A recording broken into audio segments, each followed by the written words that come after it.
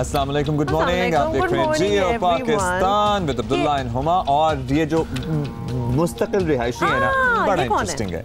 ये आपने देख तो लिया होगा। अब इसके पीछे कहानी भी आपको तकरीबन समझ आ गई होगी, लेकिन इसकी तफसील हम आपको बताएंगे इसी प्रोग्राम में आगे चलकर कि ये जो मुस्तकिल क्यूट रिहायशी है ये कब से यहाँ बराजमान है। देखिए ना कि कितनी उसको मतलब उसकी टेक केयर की स्टोरी बन गई है उसकी। हम पाकिस्तान में बैठे बात करें तो बड़ा ही important member of 10 Downing Street ये हो सकता है। But anyway we'll get to that. हमारी भी जो नीचे स्ट्रीट है ना, उसका एक परमानेंट मेंबर है जिसका नाम है शेरू। ओह गॉड दैट्स स्कैरी। अच्छा बाय द वे ये भी हमने आप लोगों से बात करनी है, बिकॉज शेरू एक कुत्ता है जो हमारे नीचे गली में होता है और बड़ा पालतू है लोगों का, लेकिन है वैसे आवारा कुत्ता, तो he needs some medical attention. अच्छा हम जो है ना उससे जरा घबरा रहे होते हैं, तो हमारे जितने स्टाफ मेंबर्स, जितने गार्ड्स, जितने चौकीदार हैं वो कहते हैं सर कुछ नहीं कहेगा मैडम, कुछ भी नहीं कहेगा, ये तो शेरू है अपना।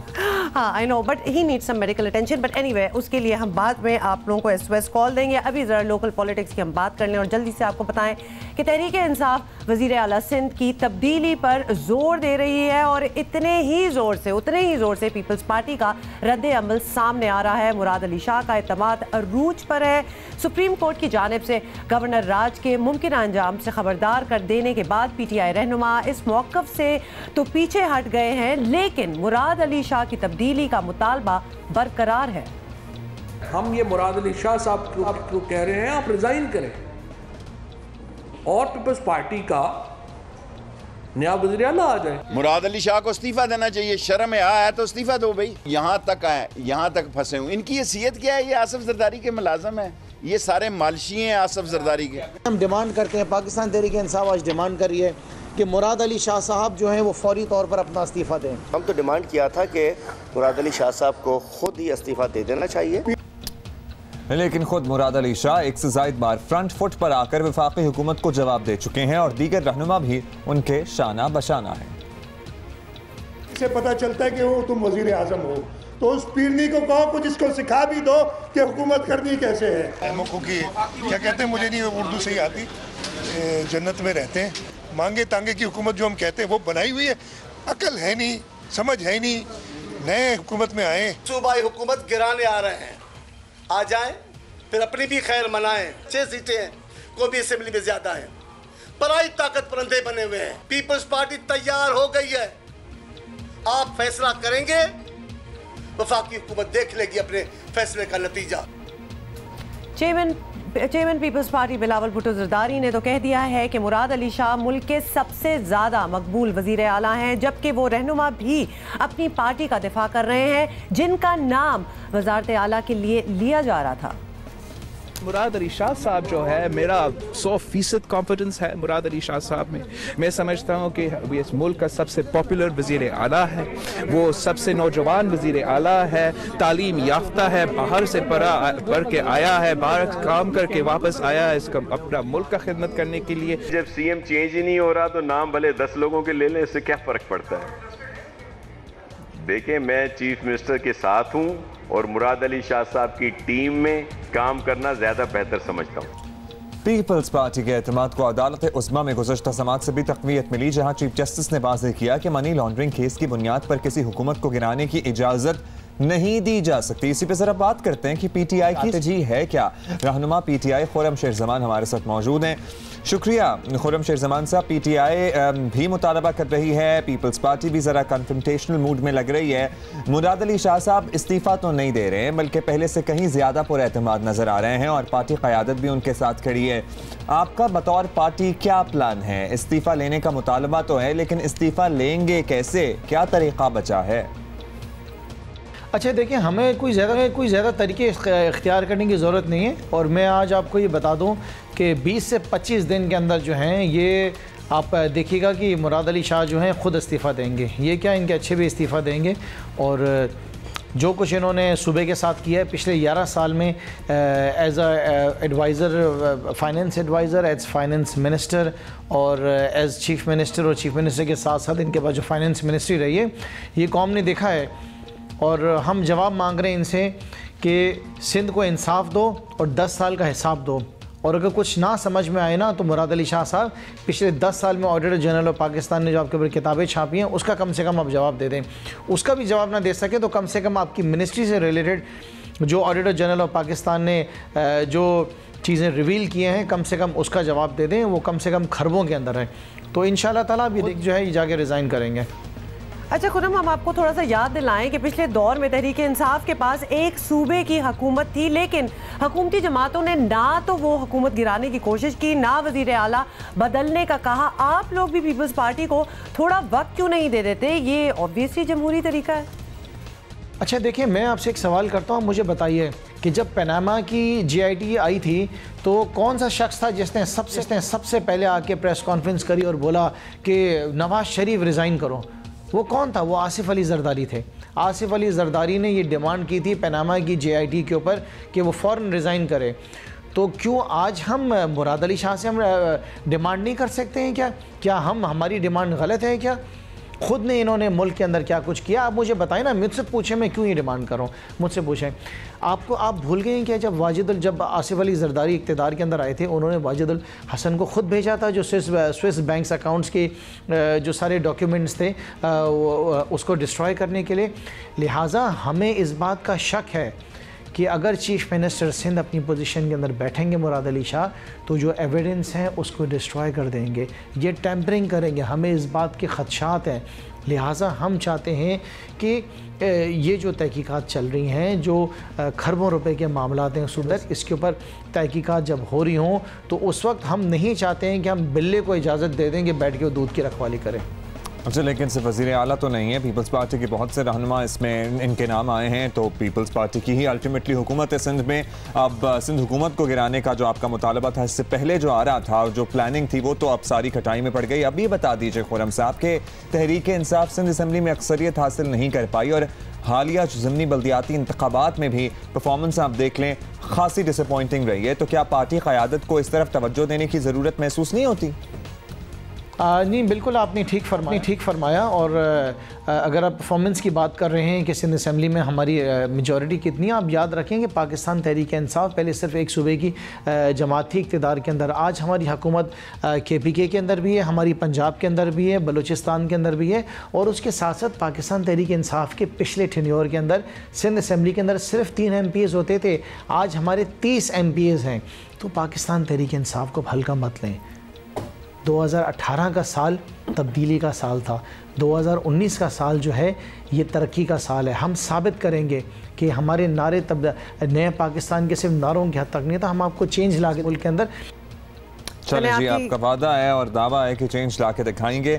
आपको पता है हमारा तो काम ही नजर रखना है, हम भी इस तब्दीली पे बिल्कुल। अच्छा जी, अब एक आखिरी सवाल अगर आपकी इजाज़त हो कि खुर्रम साहब, ना आप सिंध हुकूमत बदलने की बात करते, ना पीपल्स पार्टी रद्द अमल में सेनेट चेयरमैन की तब्दीली और कौमी असम्बली के सूरत हाल बदलने तक के चैलेंज तक आती है। ऑब्वियसली एक टिट फॉर टैट है थोड़ा सा।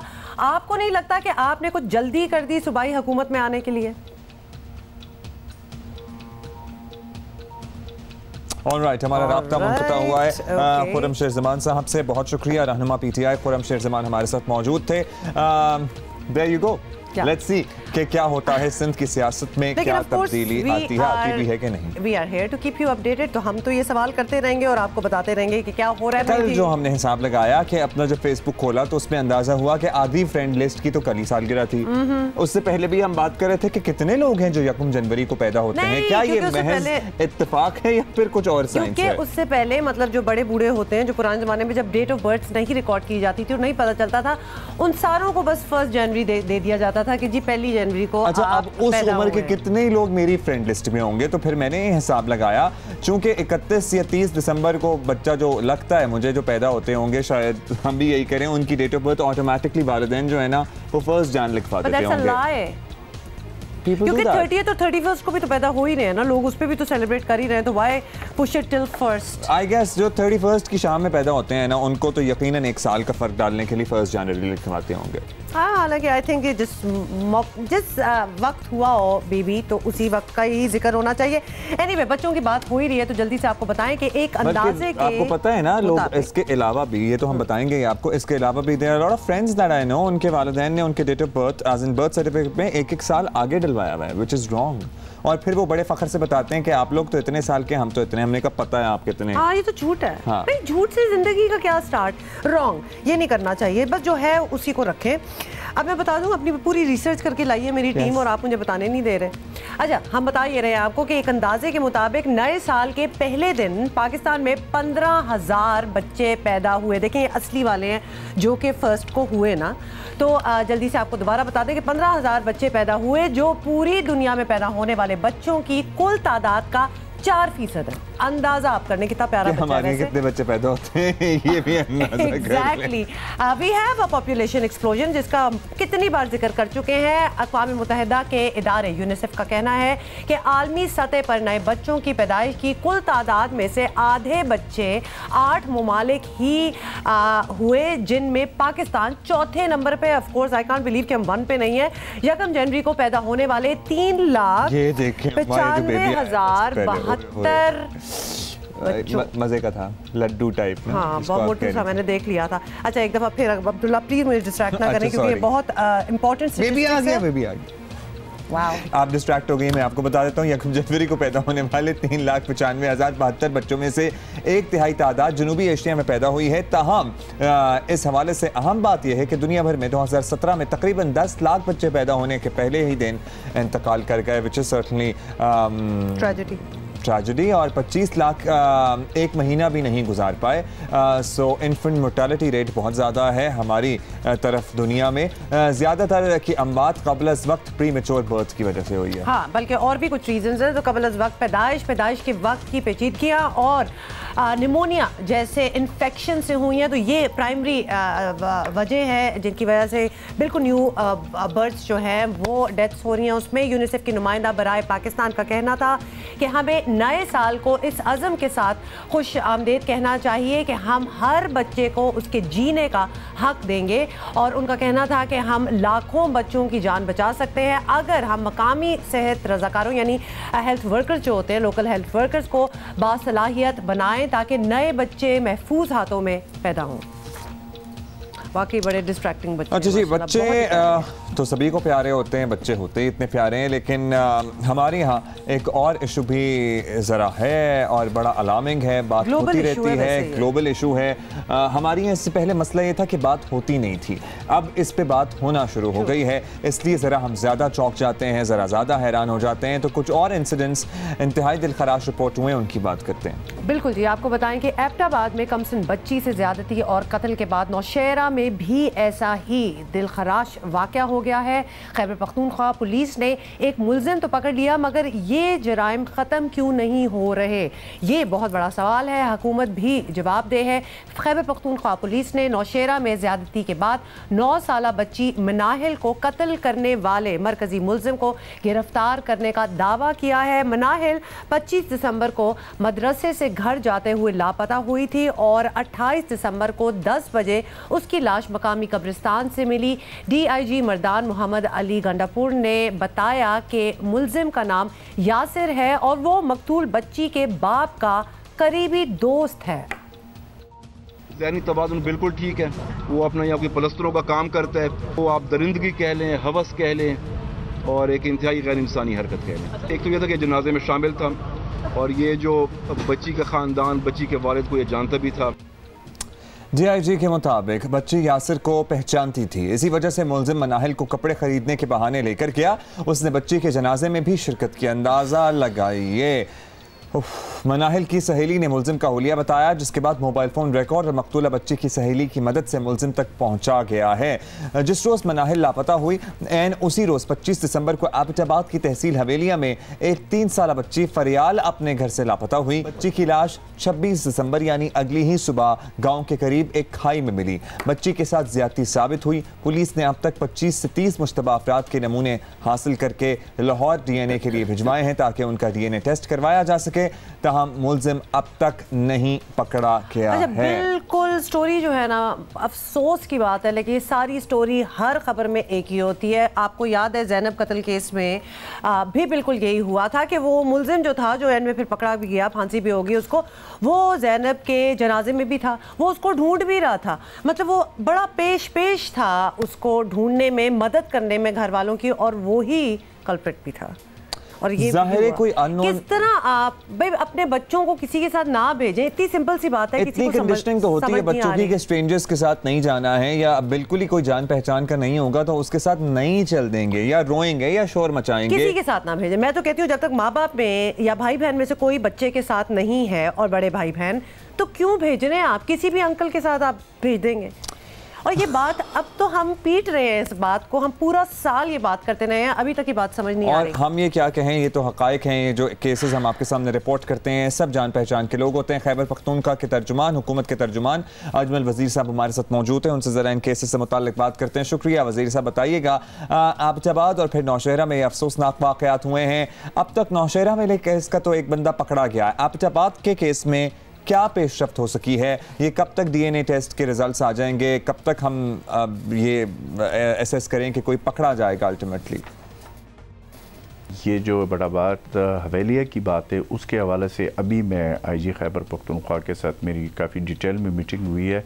इंशाअल्लाह उस तक भी हम बहुत करीब पहुंच चुके हैं और वो भी बहुत जल्द गिरफ़्तार हो जाएंगे, क्योंकि उसमें काफ़ी अभी कुछ ऐसी चीज़ें कि जो कि मैं मीडिया के साथ शेयर नहीं कर सकता हूं, लेकिन इतना मैं आपको बता दूं कि अब बहुत ही करीब उसके, तो वो भी गिरफ़्तार हो जाएगा। अच्छा, एक बात जो कि ऑब्वियसली जिसके बारे में हम सोचते भी हैं कि खैबर पख्तूनख्वा की पुलिस को एक मॉडल इदारा बनाकर पेश किया जाता है, लेकिन ख़ास तौर पर इस नौइयत के केसेस में पुलिस की परफॉर्मेंस पर सवाल उठते रहते हैं। तो क्या हुकूमत जो है वो पुलिस की परफॉर्मेंस से मुतमईन है? अगर आप पहले देखें तो खैबर पख्तूनख्वा की पुलिस की मैं आपको 2, 3, 4 इस तरह के पहले भी मसले हुए। मसलन मर्दान के आसमा का जो मसला था उसमें गिरफ़्तार हो चुके मुलजमान, और फिर जो आसमा रानी थी कोहाट में, जो एक जिसको हलाक किया यहाँ पे जो वो हुई थी, केस हुआ था, उसका जो मुलजिम था, मेन मुलजिम था, वो पाकिस्तान से बाहर चला गया था। वो खैबर पख्तूनख्वा पुलिस ने इंटरपोल के ज़रिए उसको लेकर वो भी गिरफ़्तार हो चुका है। इस तरह अगर आप मशाल का केस देख लें तो उसमें भी जो है ना वो लोग सारे गिरफ़्तार हो चुके हैं। और डीए खान में एक शरीफा बीबी का केस था, उसमें से 11 में से 10 मुलजमान गिरफ़्तार हो चुके हैं। तो मेरे ख्याल में कि ये हमारी खैबर पख्तूनख्वा की जो पुलिस है उन्होंने बहुत ही तेज़ी से काम किया। अब ये जो एक मसला है, जिस तरीके के ये इस तरह के जो जराइम सामने आ रहे हैं, अब ये जो दरिंदगी है इसके हवाले से हम अवेयरनेस लाने पड़ेगी माशरे में, क्योंकि ये अब माशरे के वो दरिंदे हैं कि इनको पता ही नहीं चलता इनकी दरिंदगी है, जिस तरह का जुल्म और बर्बरियत वो करते हैं। लेकिन हम इंशाअल्लाह ताला उनको मिसाल बनाएंगे। वज़ीर साहब, आज से 1 साल पहले कसूर की ज़ैनब और फिर मर्दान की अस्मा के वाक़यात के बाद मुल्क भर में इस तरह के जराइम की रोकथाम के लिए काफ़ी कोशिश की गई थी, बात होना शुरू हो गई थी, मुतअद्दिद तो इस पर TV ड्रामे बन चुके हैं ताकि लोगों में अवेयरनेस आए। लेकिन खैबर पख्तूनख्वा हुकूमत इस सिलसिले में क्या कर रही है, ये बता दें आप ज़रा। देखिए, मैं यही आपको बता रहा हूँ कि इसके हवाले से हम कोई अवेयरनेस प्रोग्राम वो कर रहे हैं, और इस तरह की जो जराइम है उस हवाले से ये काफ़ी तशवीशनाक किस्म के वो हैं। लेकिन ये इक्का दुक्का केस जो हुआ है, जो मैंने आपको ज़िक्र किया है, जो हुआ है उस हवाले से अब अगर ये जो मनहाल का आप केस देख लें, नौशहरा का, तो ये 3 दिन के अंदर अंदर हमारे खैबर पख्तूनख्वा की पुलिस ने मेन मुलजिम जो था उसको गिरफ़्तार कर लिया। तो इंशाअल्लाह ताला हवेलिया के हवाले से मैं बता रहा हूँ कि वो तकरीबन उस तक हमारी पुलिस पहुंच चुकी है। आपको बहुत जल्दी ये ख़बर मिल जाएगी कि उसका भी मुलज़िम गिरफ़्तार होगा। इन दरिंदों को हमने छोड़ना नहीं है, और ये माशरे का एक बहुत बड़ा हमारा अलमिया बन चुका है कि इस तरह के बच्चों का ये जो इस तरह के, लेकिन इसको इबरतनाक सज़ा दी जाए। अच्छा, फाइनली वज़ीर साहब, हम हमेशा ये सोचते रहते हैं, बहुत बात करते हैं मीडिया पे कि इस किस्म के जराइम को किस तरह रोका जाए, किस तरह अवेयरनेस दी जाए। तो बतौर एक सियासतदान आप समझते हैं कि इस तरह के जराइम के खात्मे के लिए नई कानून साजी की ज़रूरत है, या फिर कोई और आइडियाज़? देखिए, कवानीन तो है हमारे इस हवाले से। अब अगर आप ज़ैनब का भी वो देखें तो वो ऑलरेडी उसका भी सज़ा हो चुकी है। अब ये माशरे में हमें अवेयरनेस की इस किस्म की ये जो जुनूनियत है और इस किस्म की जो दरिंदगी है, इसके हवाले से ज़ाहिर है हम अपने सूबाई हुकूमत लेवल पे कोई इक़दाम उठाएंगे कि इस तरीके की जो वो है उनके लिए और सख्त कवानीन बनाए जाए, इससे भी सख्त कवानीन हो, ताकि ये जो दरिंदे हैं ये आइंदा इस तरह के केसेस सामने ना आए। बहुत शुक्रिया आपका वज़ीर साहब, आपने वक्त दिया। ज़ैनब के कातिल का आपने तस्करा किया, इबरतनाक अंजाम हुआ। मेरा ख्याल है अगर हमारे ज़ाहिर माशरे में ही मौजूद है ना ऐसे लोग, मे बी जिन्हें मेंटल हेल्प की ज़रूरत है या कुछ और इशूज़ हैं या वो वाकई जुर्म की तरफ रग़बत रखते हैं, तो ज़ैनब के कातिल का अंजाम देखिए। आजकल इतना मुश्किल नहीं रहा है कातिल तक या रेपिस्ट तक पहुँचना। टेक्नोलॉजी जदीद आ गई है, अगर कोई इस तरह का काम करेगा तो वो अल्टीमेटली पकड़ा जाएगा। एक दफ़ा बार बार दोबारा बता दें, और ये हर तबके में ये चीज़ें होती हैं। ये नहीं कि बहुत ही कोई गांव होगा, कोई आउटवर्ड किस्म की, कोई बैकवर्ड किस्म की जगह होगी। ये तो शहरों में भी होता है, बड़े बड़े पढ़े लिखे घरों में भी हो जाता है। द शेम इज़ नॉट कि आप इसके बारे में बस बात ना करें क्योंकि इतनी शर्म है। शेम उसकी है जिसने किया है, आपका नहीं है। सो टॉक अबाउट इट और बिल्कुल अवेयरनेस फैलाएं। और अगर आप कोई बहुत सी बाजियाँ जो होती हैं वो घर में जो हाउसवाइफ्स होती हैं और फिर उनके आगे स्टाफ होता है, मेड्स होती हैं, उनको एजुकेट करें आगे से। मतलब ये आपकी रिस्पॉन्सिबिलिटी है कि आप सारों को ये बात बताएं कि अपने बच्चों को, अपनी बेटियों को, बेटों को जो छोटे हैं उनको अपने साथ रखो। कहीं किसी के साथ जो कि आपका मामू, चाचा, खाला कोई भी बनाओ ना जाने दो। हालात नहीं हैं आजकल के आप किसी को भी ट्रस्ट कर सकते। साल के शुरू में ही हमें कुछ पीछे से आ रही थी कंप्लेंट्स कि आप लोगों की ब्रेक बहुत लंबी लंबी होती हैं। हमने कहा मसला ही कोई नहीं, अभी फिक्स कर लेते हैं। तो देखिए यूं गए और यूं आए, बहुत देर नहीं चलने वाला, दोबारा से लंबी होना शुरू हो जाएंगी ब्रेक्स। लेकिन जब तक छोटी हैं हम आपसे और ज़्यादा बातें कर लें। आपको बताना यह है, एक अपडेट देनी है आपको सियासी फ्रंट से।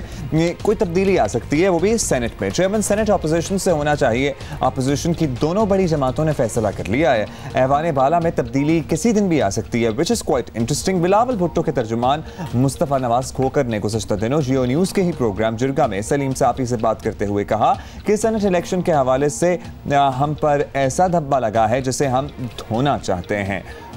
बहुत जल्द सादिक संजरानी के खिलाफ तहरीक अदम एतमाद लाकर उनको चेयरमैनशिप से हटा देंगे। नून लीग साथ दे तो ये मुमकिन हो सकेगा। सेनेट किसी मुनासिब वक्त पर उनके खिलाफ अदम एतमाद हम ले आएंगे और ये धब्बा हम धो देंगे। संजरानी साहब के खिलाफ में बिल्कुल बंदे पूरे कर लेंगे। बंदे हमें पूरे करने की जरूरत ही नहीं है, ये अगर हमारा साथ दें तो मुमकिन हो सकता है। और इसके जवाब में जियो न्यूज़ ही के प्रोग्राम आशा ज़ेब खानज़ादा के साथ में मुस्लिम लीग नून के सीनियर रहनुमा एहसन इकबाल ने कहा कि पीपल्स पार्टी, जमीयत उलमा इस्लाम, अवामी नेशनल पार्टी समेत दीगर जमातों के साथ मिलकर चेयरमैन सेनेट के खिलाफ तहरीक अदम एतमाद लाई जाएगी। हमने तो पीपल्स पार्टी को पहले भी ये कहा था कि आप अगर वाकई संजीदा हैं तो सेनेट के अंदर जो आपने एक वोट किया था बंदोबस्त के अंदर, उससे विथड्रॉ कीजिए और सेनेट में डेमोक्रेटिक तरीके से एक इंतखाब का रास्ता यकीनी बनाएं। तो इसलिए हम तो पहले ही ऑन रिकॉर्ड हैं, ये बात कह चुके हैं कि सेनेट के अंदर जो जमहूरी रवायत है उसके मुताबिक अपोजिशन के पास अक्सरियत है और अपोजिशन का ही चेयरमैन सेनेट के अंदर होना चाहिए।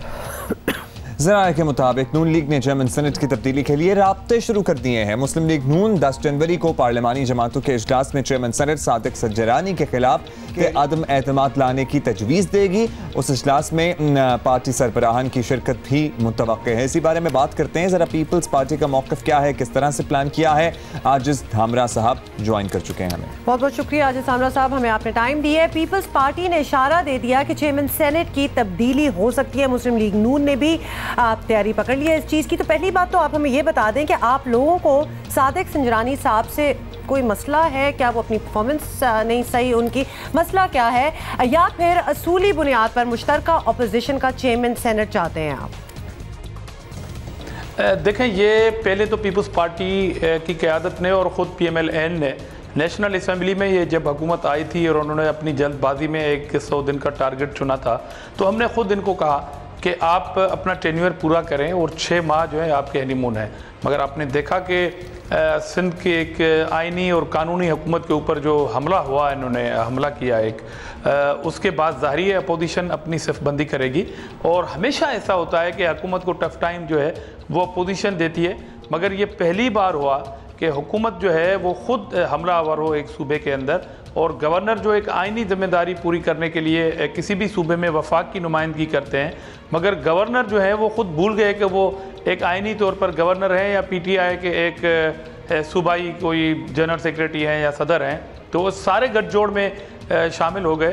तो ज़ाहिर है अपोजिशन अपनी एक हिकमत अमली बनाने का उनको एक राइट है। उन्होंने अभी कोई मैच्योर इस तरह की बात नहीं हुई है, ये ख़बरें ज़रूर मार्केट में हैं, मगर बिलाखिर दोनों पार्टियों को मिलके अपोजिशन करने का एक कानून मौजूद है और वो हो सकता है। धामरा साहब, अगर मुस्लिम लीग नून भी ये चाहती है चेयरमैन सेनेट की तब्दीली और आप भी यही चाहते हैं, तो फिर देर किस बात की है, कब शुरू करेंगे ये काम?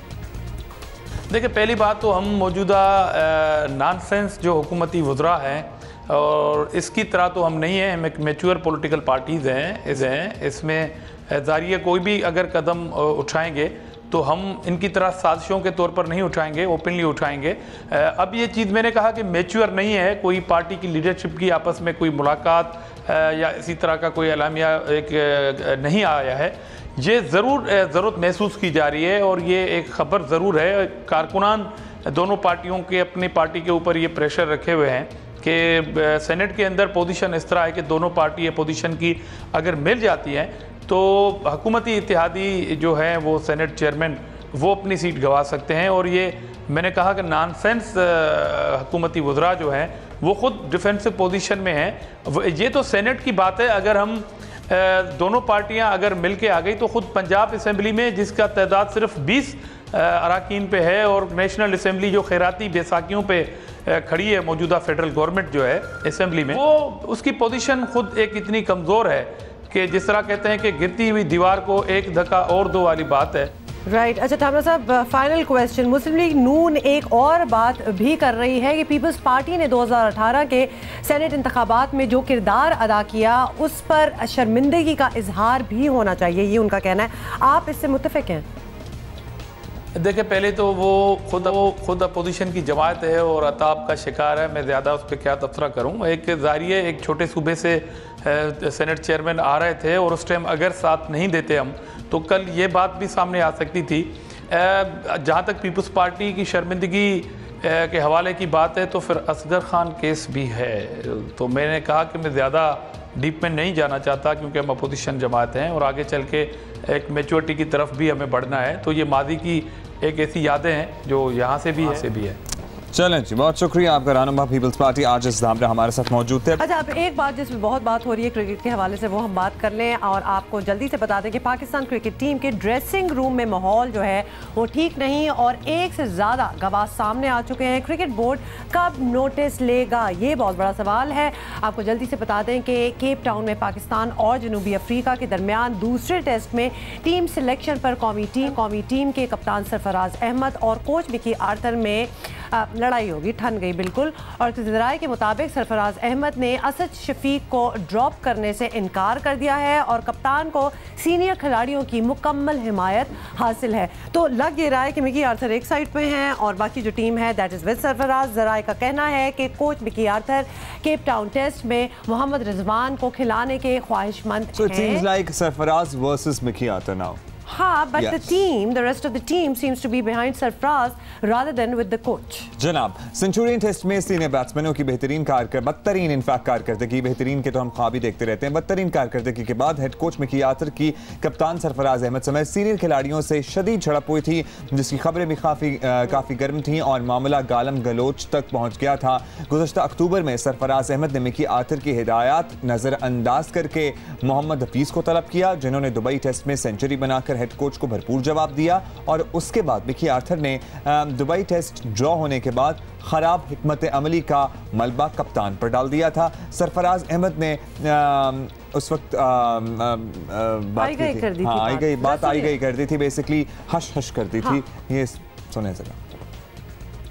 ये बात जो है वो इतनी ज़्यादा निकल गई है, पिछले इतना मीडिया में चल गया है, तो आई थिंक जो बात होनी थी वो खैर हो गई। ऐसा कोई डिफरेंस नहीं है हम दोनों के बीच में, दोनों एक ही पेज में।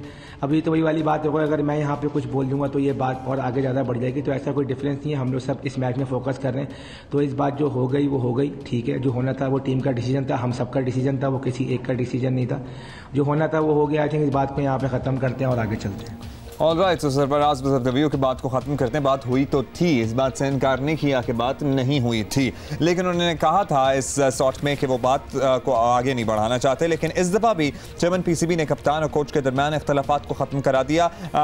मगर सवाल ये है कि कोच के रवैये और कारकर्दगी का भी कोई हिसाब किताब रखेगा या नहीं। सो सरफराज की तो हम बहुत बात करते हैं, ऑल्दो मीडिया में की आर्थर के बारे में भी बात करता है, लेकिन पीसीबी भी क्या कोच के रवैये, उनका जो बिहेवियर है पर्टिकुलरली खिलाड़ियों के साथ और उनकी जो परफॉर्मेंस है, because PCB is paying Mickey Arthur hefty amounts. अच्छा जी, इसी पे हम जरा मजीद बात भी करेंगे, हमारे अपने भी ओपिनियंस हैं, लेकिन let us talk to senior sports journalist Abdul Majid Bhatti. Bhatti साहब, thank you for joining us. Bhatti साहब, ये बताएं कि मिकी आर्थर, मतलब उनकी एक रेपुटेशन है कि सख्त गिर कोच हैं, ये बात मुख्तलिफ ज़राए से सुनने को मिलती है, लेकिन ड्रेसिंग रूम में हालात इतने बिगड़ गए, ये कैसे हो गया? ये एक तो आप हमें बता दें, और कोई एक वाक़या ऐसा हुआ है हम आपसे पूछ रहे हैं, या फिर कोच का सब्र का पैमाना जो है वो अब ख़त्म हो गया? What's the reason? देखिए, मिकी आर्थर का अगर हम ट्रैक रिकॉर्ड देखें, जब वो ऑस्ट्रेलिया के कोच थे तो वहाँ उनकी ऑस्ट्रेलियन खिलाड़ियों के साथ सीरियस किस्म की लड़ाई हुई और खिलाड़ियों ने उनको कोचिंग से हटवाया। जब वो साउथ अफ्रीका के कोच थे तो कप्तान ग्रैम स्मिथ खिलाड़ियों से वहाँ भी उनके इख्तलाफात रहे। जब फिर पाकिस्तान टीम के साथ रहे तो अगस्त में या गालिबन जुलाई की बात है, चीफ सेलेक्टर इंजमाम उल हक के साथ भी उनकी झड़प हुई। देखें, जब आप ख़राब परफॉर्मेंस देंगे कोच रिएक्ट ज़रूर करता है, डांट डपट उसका हक है, लेकिन बाज़ दफ़ा आपको डांटने के लिए आपका अंदाज़ मुख्तलिफ होना चाहिए। मेरे ख्याल में मिकी आर्थर जितने हाइपर हैं, उन्होंने जिस अंदाज में सरफराज अहमद, असद शफीक और अजहर अली को डांट डपट की, उसकी वजह से मामला गड़बड़ हुए। देखिए, बाज़ दफ़ा होता है घर में अगर बच्चा गलती करता है तो माँ बाप उसको घर से नहीं निकाल देते, डांट डपट के बच्चे का मिजाज देखते हैं कि बाज़ बच्चों को डांट डपट भी नहीं की जाती, वैसी आंखें दिखाते हैं माँ बाप, और बच्चा जो है वो अपनी गलती मान लेता है। तो मेरे ख्याल में मिकी आर्थर को अपने रवैये पर थोड़ी नज़रसानी करने की ज़रूरत है। पाकिस्तान में और ख़ास तौर पे एशिया में ये जो क्रिकेटर्स हैं ना, ये एक तो बहुत होते हैं और एरोगेंट बहुत होते हैं। और भट्टी साहब, ऐसा नहीं है कि मिकी आर्थर को स्पेस नहीं मिली या रूम नहीं दिया गया पीसीबी की तरफ से, although you can tell us better. Mickey Arthur से मुतालिक पहले भी शिकायत आती रही है, लेकिन उस वक्त क्रिकेट बोर्ड ने मिकी आर्थर का ही साथ दिया था। तो इस दफ़ा क्या सूरत हाल है? क्या बोर्ड का इरादा खिलाड़ियों की तरफदारी का है या फिर वो इंडिफरेंट रहेंगे? ज़रूरत नहीं है इस बात की इस दफ़ा भी। देखिए, अब आखिरी टाइम चल रहा है मिकी आर्थर का। आखिरी टाइम इसलिए कह रहा हूँ कि जुलाई में जब वर्ल्ड कप ख़त्म होगा तो मिकी आर्थर का भी कॉन्ट्रैक्ट ख़त्म हो जाएगा। अब इसी स्टेज पर ना Pakistan cricket board Mickey Arthur को तब्दील कर सकता है, ना मिकी आर्थर के पास कोई और ऑप्शन है। लेकिन क्रिकेट बोर्ड को यकीनी तौर पर अपनी अथॉरिटी कहीं ना कहीं दिखानी पड़ेगी। हमें कोई सख्त किस्म का मैनेजर अपॉइंट करना होगा मिकी आर्थर के साथ, जो मिकी आर्थर को कंट्रोल कर सके, क्योंकि तलत अली मलिक एक तो उनकी उम्र ज़्यादा है और थोड़े से ना सॉफ्ट स्पोकन है। अच्छा भट्टी साहब, आप हमारे साथ हैं, तो एक चीज़ की वजाहत ये भी कर दें कि मिकी आर्थर के पास इस वक्त क्या इख्तियारात हैं, ये आप हमें एक्सप्लेन कर दें। क्या टीम सिलेक्शन और कप्तानी वगैरह के फैसलों पर भी असरअंदाज हो सकते हैं? देखें, इसमें सरफराज का भी थोड़ा सा कसूर है कि मिकी आर्थर ने पिछले 1 साल से पाकिस्तान टीम की कोचिंग जो है वो सरफराज अहमद की कप्तानी में की है।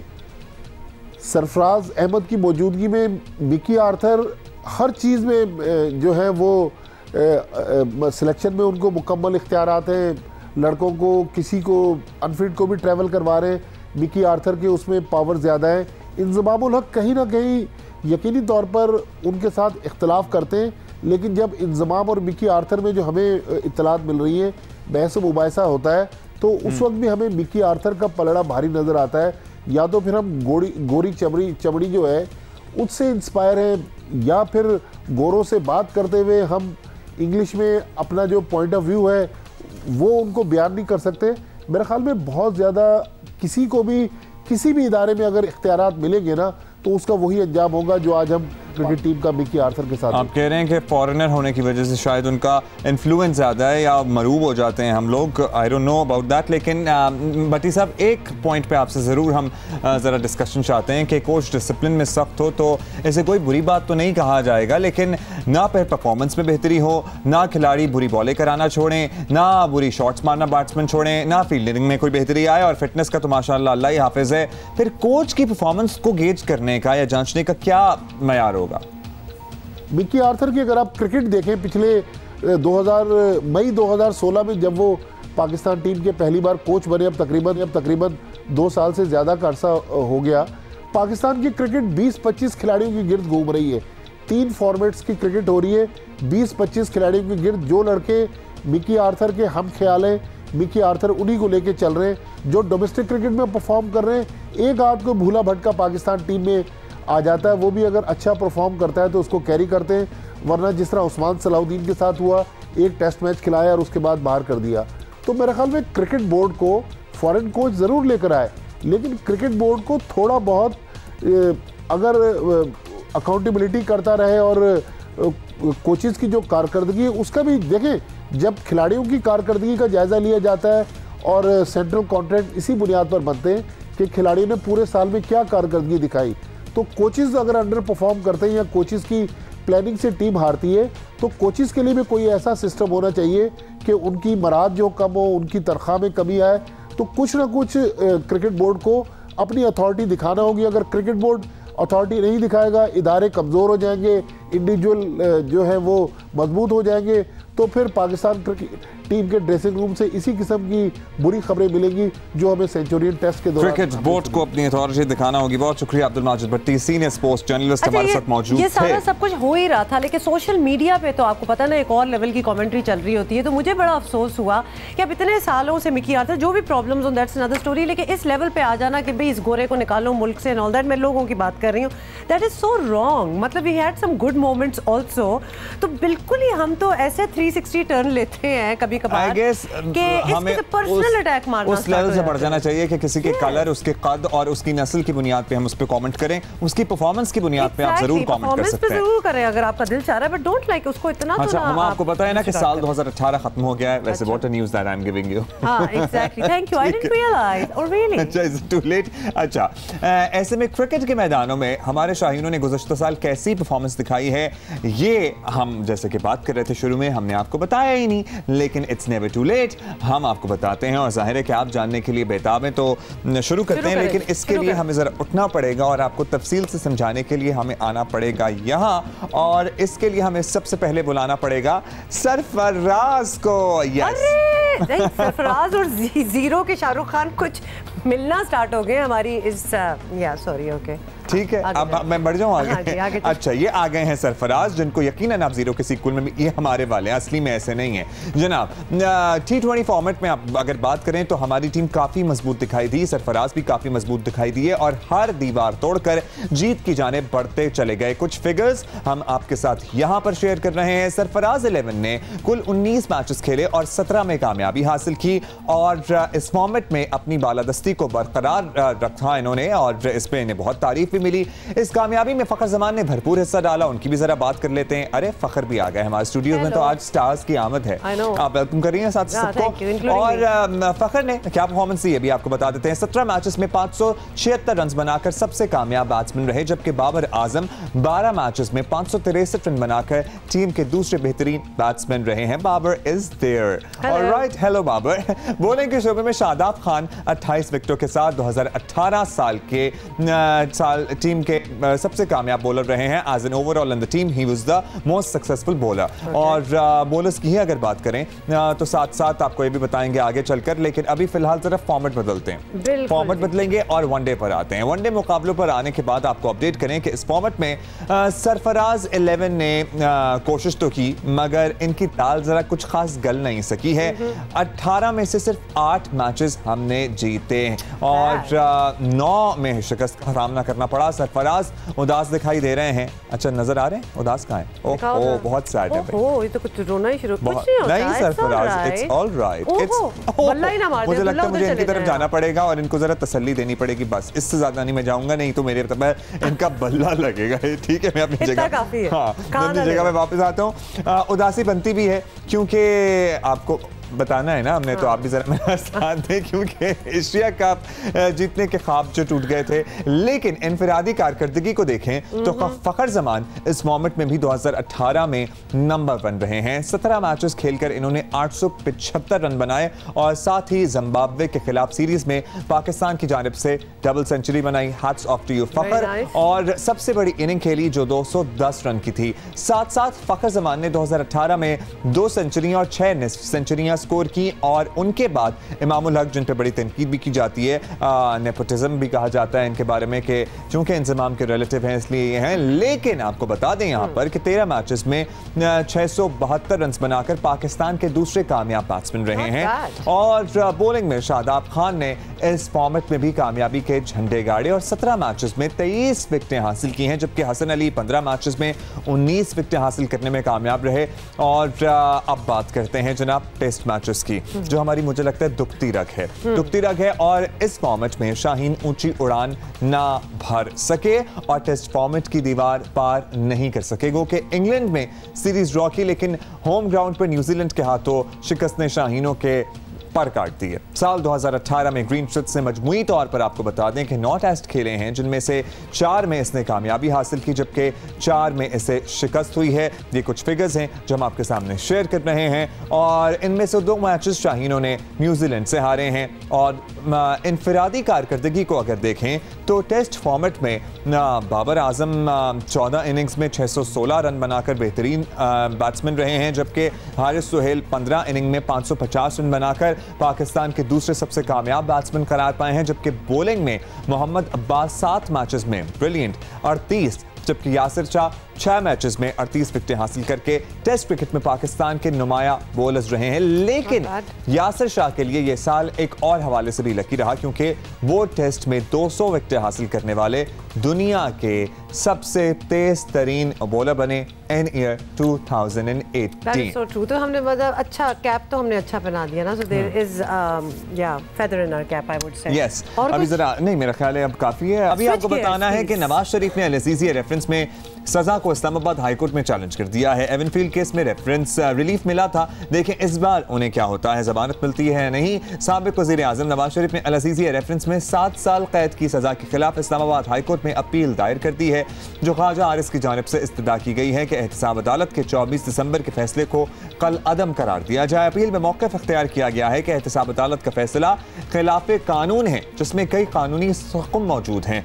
नवाज शरीफ की अपील के साथ सजा मुअत्तली की दरख्वास्त भी दायर की गई है, जिसमें हाईकोर्ट से जमानत पर रिहा करने की इस्तदा की गई है। और आपको बताएं कि इस्लामाबाद हाई कोर्ट का 2 रुकनी डिवीजन बेंच नवाज शरीफ की अपील और सजा मुअत्तली की दरख्वास्त पर समाअत करेगा और एहतसाब अदालत के जज अरशद मलिक ने 24 दिसंबर को अल-अज़ीज़िया रेफरेंस का फैसला सुनाते हुए नवाज शरीफ को 7 साल कैद और जुर्माने की सजा सुनाई थी, जबकि उन्हें फ्लैगशिप रेफरेंस में बरी किया गया था। नैब ऑर्डिनेंस के तहत फैसले की तारीख के बाद सजा पाने वाले शख्स को 10 रोज में अपील दायर करना होती है।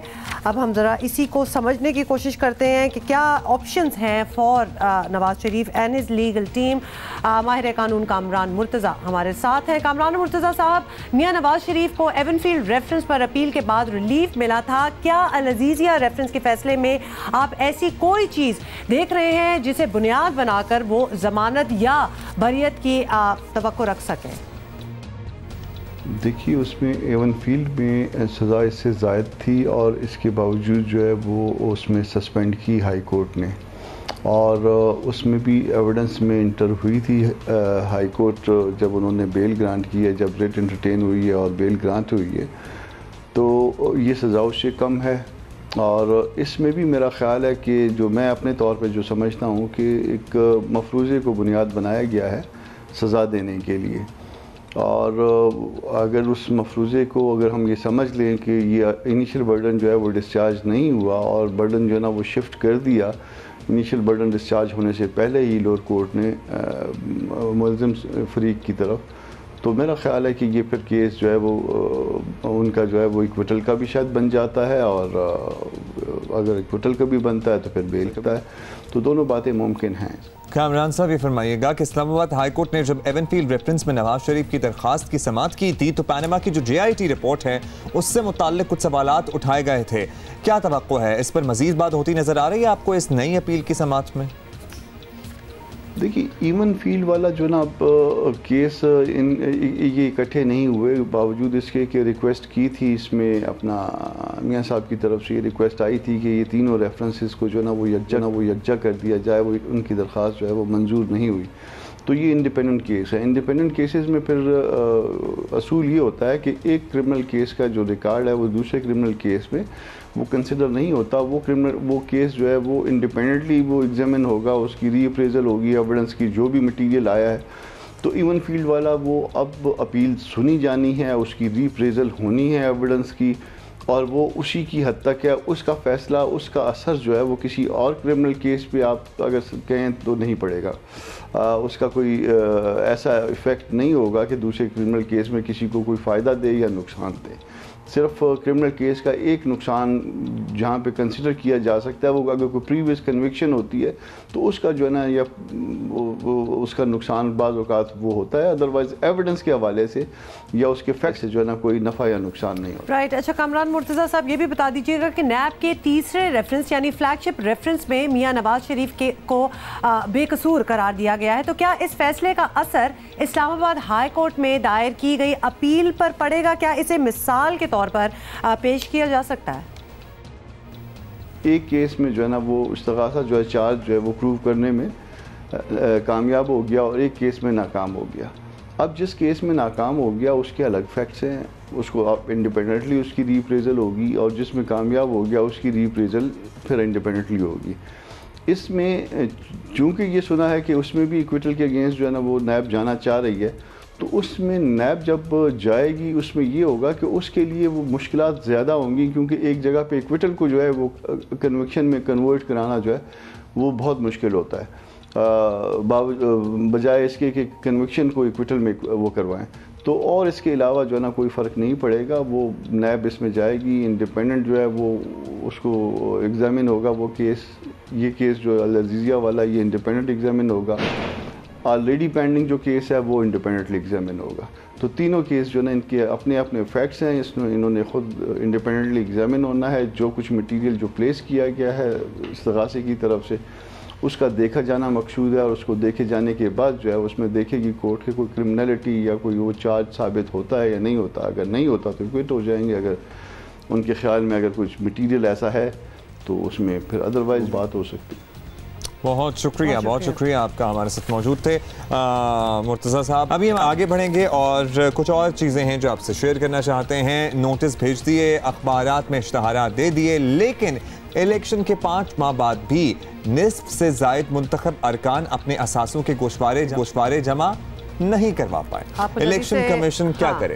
बिल्कुल, इलेक्शन कमीशन को बहुत कुछ वैसे करना तो चाहिए। इलेक्शन कमीशन ने असासों की तफसीलात जमा ना करवाने वाले अरकान पार्लियामेंट की तफसील जो है वो जारी कर दी है। ये अच्छा इन्होंने किया है।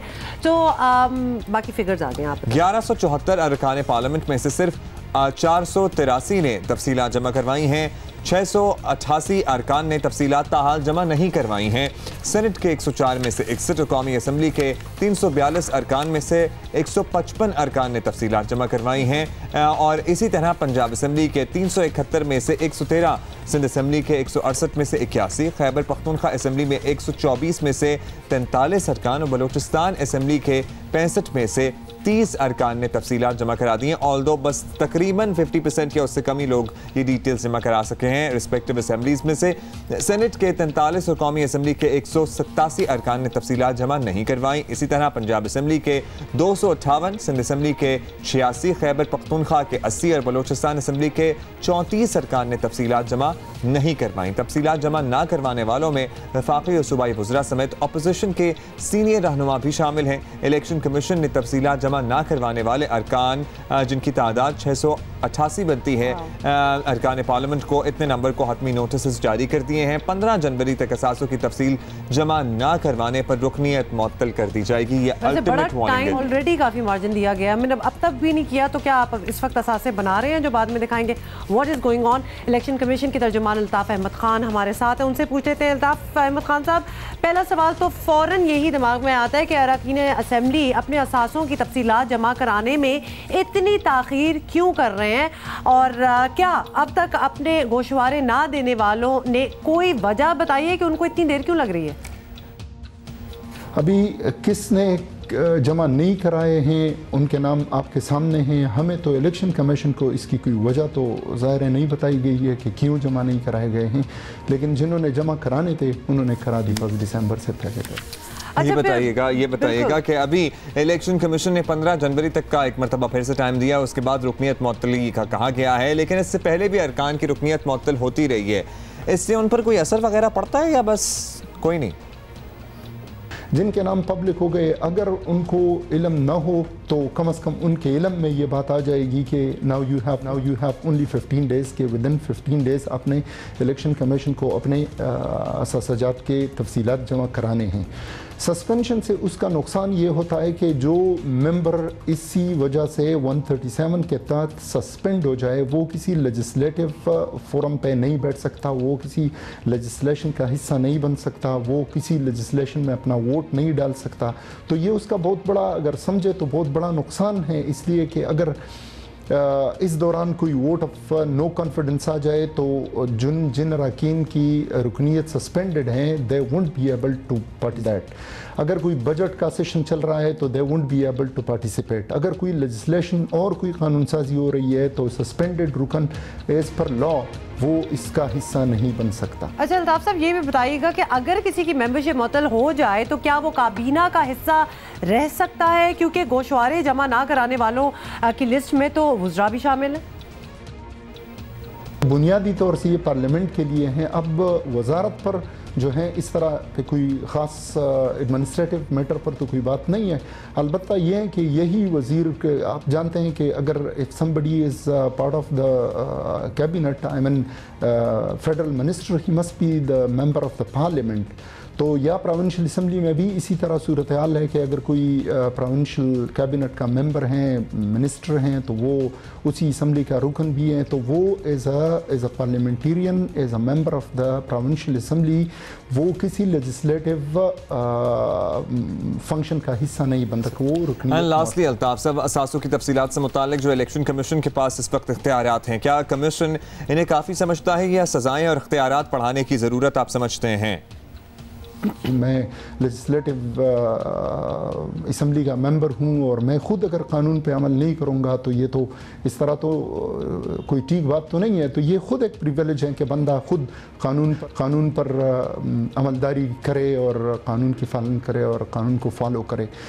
रही ये जो सूरत हाल मौजूदा है, ये आपको मालूम है कि लेजिस्लेटिव असम्बली में, कौमी असम्बली में आपको याद होगा इलेक्टोरल रिफॉर्म कमेटी जो बनी थी, तो उस पर इलेक्शन कमीशन ने अपने मुख्तलिफ तजावीज़ दिए थे, सस्पेंशन के हवाले से भी तजावीज़ दिए गए थे और इलेक्शन कमीशन चाहता था कि एक पावरफुल मैकेनिज़्म हो, कि एक ऐसा मैकेनिज़्म हो कि चीज़ें जो हैं वो सही तौर से स्ट्रीमलाइन हो जाए। लेकिन वो उनका इस्तेकाक था, उन्होंने जिस तरह बनाया उससे अब जो रिस्ट्रिक्शन जितनी है इलेक्शन कमीशन तो उसको इम्प्लीमेंट कराता रहेगा और जिस तरह मौजूद है एग्जैक्टली उसी को फॉलो किया जाए। बहुत शुक्रिया आपका अल्ताफ अहमद खान साहब हमारे साथ मौजूद थे। ऑलराइट जी, अभी हम इजाजत लेंगे। हम इजाजत ले रहे हैं क्योंकि इससे पहले कि आप पूछ लें कि हमने क्या कारनामा अंजाम दिया 2018 में, हम ऐसी बातें बिल्कुल नहीं करेंगे। कल मिलेंगे इंशाल्लाह। See you tomorrow. Have a great day ahead. खुदा हाफिज़।